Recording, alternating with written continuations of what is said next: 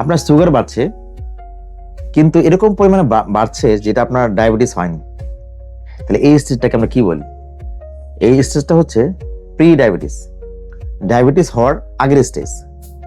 আসলে আমরা অনেক সময় দেখি যে আমরা আইসবার্গ চিন্তা করি। অনেক সময় আমরা টাইটানিক ছবি দেখেছেন, ওখানে দেখবেন একটা টাইটানিক যে জাহাজটা মানে ধাক্কা লেগেছিল একটা আইসবার্গের সাথে, মানে সে দূর থেকে বুঝাই জানে আসলে এটা তার নিচের যে প্রায় একটা বরফ ছিল, জাস্ট উপরে হয়তো 1/10 অংশ দেখা গিয়েছে। ঠিক আমাদের এরকমই অবস্থা।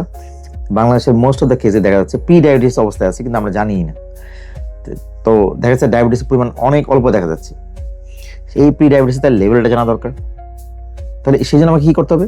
আমাদেরকে ফাস্টিং ব্লাড সুগার করতে হবে, এবং আপনাকে গ্লুকোজ খেয়ে 2 ঘন্টা পর ব্লাড সুগার করতে হবে। এই রেঞ্জটা খুব জানা দরকার।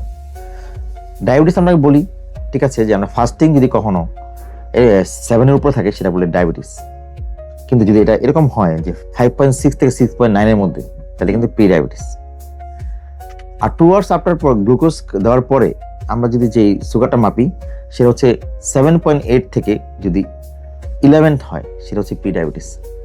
যদি 11.1 হয়ে যায় সেটা কিন্তু ডায়াবেটিস। সো প্রি ডায়াবেটিস এবং ডায়াবেটিসটা কিন্তু আমাদেরকে আলাদা করতে হবে। আরেকটা ব্লাড সুগার করি আমরা, এটা বলি হিমোগ্লোবিন A1C। এটা হচ্ছে 3 মান্থে আমাদের ডায়াবেটিসের কন্ট্রোলটা কিরকম ছিল সেটা দেখে আমরা ডায়াবেটিস আর প্রি ডায়াবেটিস আলাদা করতে পারি।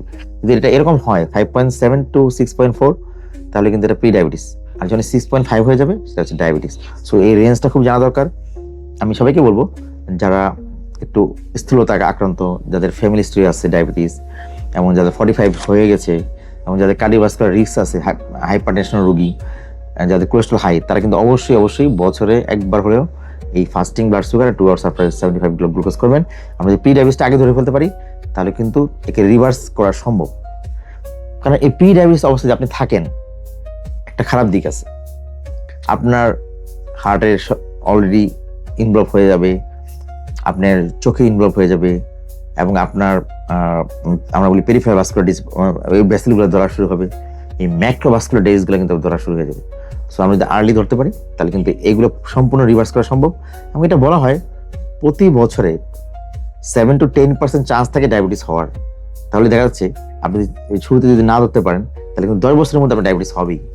সো আপনি যদি ফুড কন্ট্রোল এবং আপনি যদি এক্সারসাইজ এবং ফুড হ্যাবিট চেঞ্জ করতে পারেন তাহলে কিন্তু প্রি ডায়াবেটিস থেকে নরমাল হওয়া সম্ভব। সো আজকে ভিডিওর উদ্দেশ্য হচ্ছে আমাকে প্রি ডায়াবেটিস আপনাদের সবার এটা বের করে আনতে হবে, আপনাকে নিয়ন্ত্রণ করতে হবে এবং প্রিভেনশন করতে হবে, তাহলে কিন্তু সম্পূর্ণ রিভার্স হওয়া সম্ভব। তার মানে আপনি যেটা ডায়াবেটিস হতো সেটা কিন্তু রিভার্স করা সম্ভব। তো আমার ভিডিওর উদ্দেশ্য হচ্ছে এই প্রি ডায়াবেটিস নিয়ে আপনারা অবশ্যই এই ভিডিওটা আমরা সবাইকে জানিয়ে দিবেন, যাতে করে সবাই উপকৃত হয় এবং আমাদের হার্টকে রক্ষা করতে পারি, আমরা পেরিফেরাল ভাস্কুলার ডিজিজকে রক্ষা করতে পারি, আমার ব্রেনকে রক্ষা করতে পারি। ধন্যবাদ সবাইকে।